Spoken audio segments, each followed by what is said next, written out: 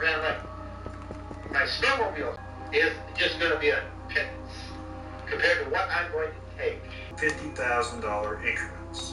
Prior to his father's passing, his father conveyed those sale proceeds to and willing all that to the other members of the family. It was one big step removed from Marv, so that when the time came to try to get resources back from Marv to reimburse people who had lost, it was near impossible. This is tape 3. It's about 10:05 on the 13th of April, 2004. I want to say that I believe that I am an American patriot. I believe in the free enterprise system. You give me license to do that also when my opportunity comes around. Because you are the leaders of the community. Through your actions, you show the community. When I do this, that levels the playing field in my favor. So now we've got a lopsided playing field. Because when I come back at you, I'm going to destroy your side of the playing field. Oh.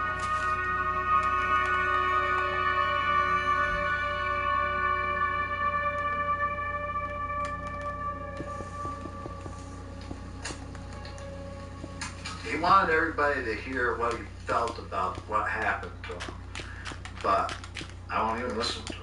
You know, I listened a little bit, and I said, nah, I don't need to listen to this, you know.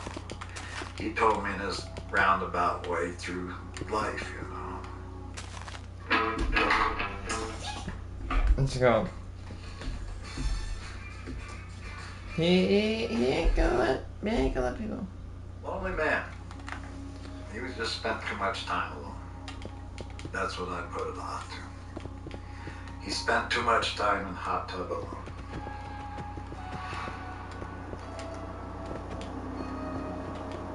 At the time, I went to work for a dentist.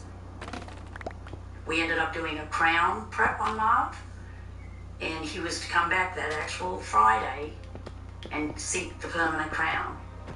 I said, Marv, you need to get the hell out of Grand County. I remember it vividly. And he gave me a big hug and he said, Trish, he said, you were the best thing that ever happened to me in Grand County. I just remember that so vividly.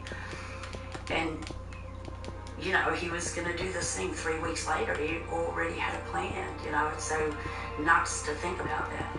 And I would never have guessed. You know, he seemed like it was so great to see him and it was great to have a hug, you know.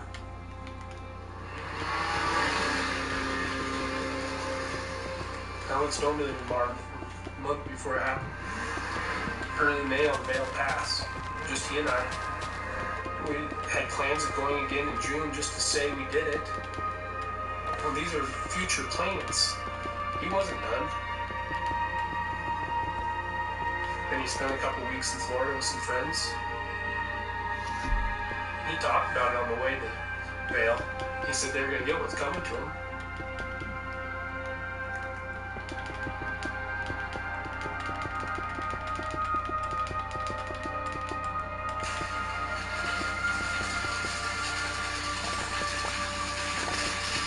So here we are.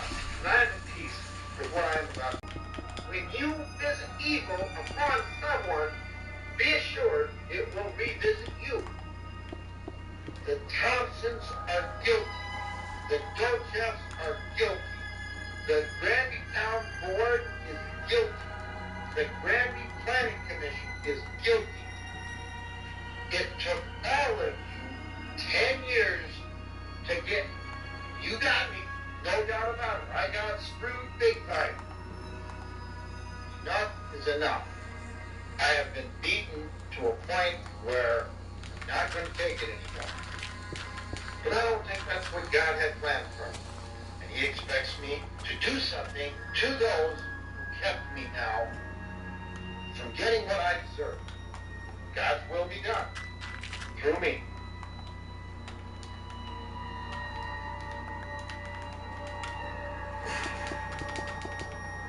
You were cowards in the way that you dealt with me. You all along were thinking that I was the person that needed to be taught a lesson. You were going to show me how it works in Grandview, Colorado. How the real world works. You people needed to be taught a lesson.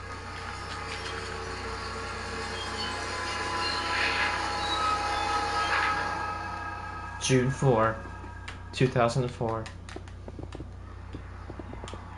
Here it goes.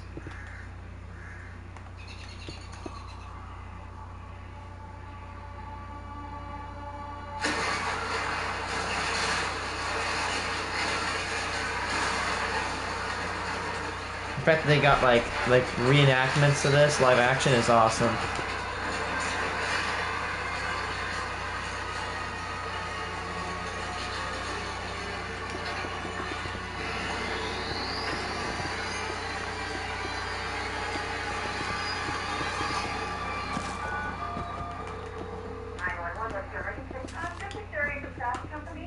And there is a bulldozer over at Mount Pleasant Concrete destroying their building. Destroying the building? Okay. Yeah. Is anyone on it? Yeah, it's all encased in metal, and you can't see who's driving or anything. They can't get it to stop. Marcia came across the radio and she was screaming. She said, Cody, Cody. And I went running over. Then he just turned it over, headed for an accident. 911, what's the emergency? Hi, this is Sherry with Craft Company again. Yeah, it is headed to the building. Loading. I said, good. Takes the gun up and bang, bang. Not only is the diesel engine screaming as it's pushing the dozer, but the treads, they're creaking and scraping. There's the roar of the engine, and then there's just the sound of crashing moving, because he's really knocking all these walls down. The tracks are probably the most memorable thing.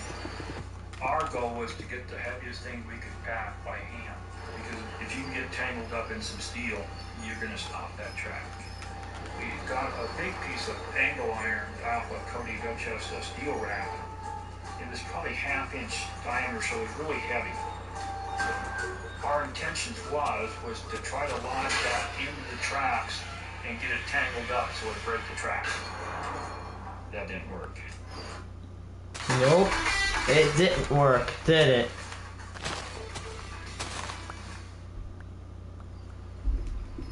Then I tried getting up on the machine, the river, back into it. It was full of like Vaseline, grease. But even they do fast, I'll keep selling.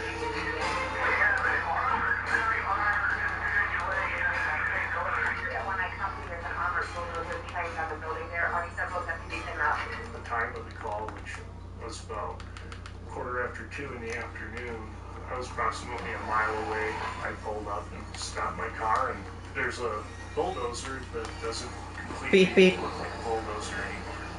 I grabbed the shotgun and ran towards the bulldozer. I'm yelling, I'm ordering it to stop. It backs away from the building, and a front end loader approaches it, and I see the front end loader is being operated by Cody Doja. I told Cody, get the biggest loader you got and see if you can't get underneath his track to uplift him. And Cody did. He backed up with the big loader and hit him. So he takes his front loader and slams into the side of it. I went up in near his track. It's just raising on, raising on. I kept raising. He's so heavy, I only had one tire left on the ground. The other was about 3 foot out in the air. And all it did was lift the back of the front end loader up. I slipped off. Brown Panda. He backed out. He backed out in the middle of the yard. I went to hit him again.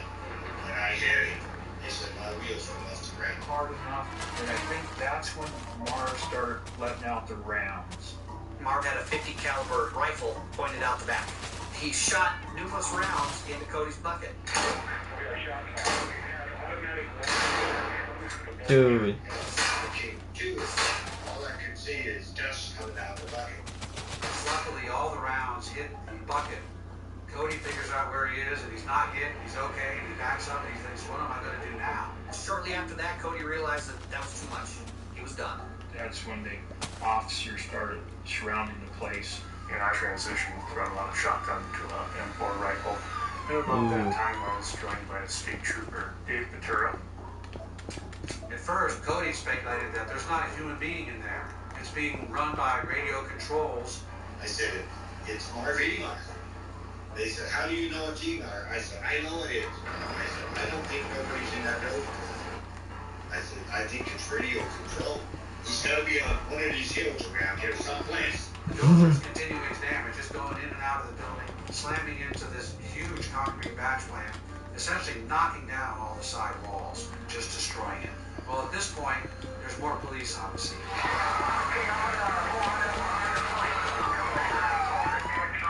I came in on the west side of the batch plant, bailed out of the vehicle, pulled my rifle out, and I could hear the squeaking of the tracks and the roaring of the engine and the banging into the building, but I still didn't see anything. Once I got close to the building and around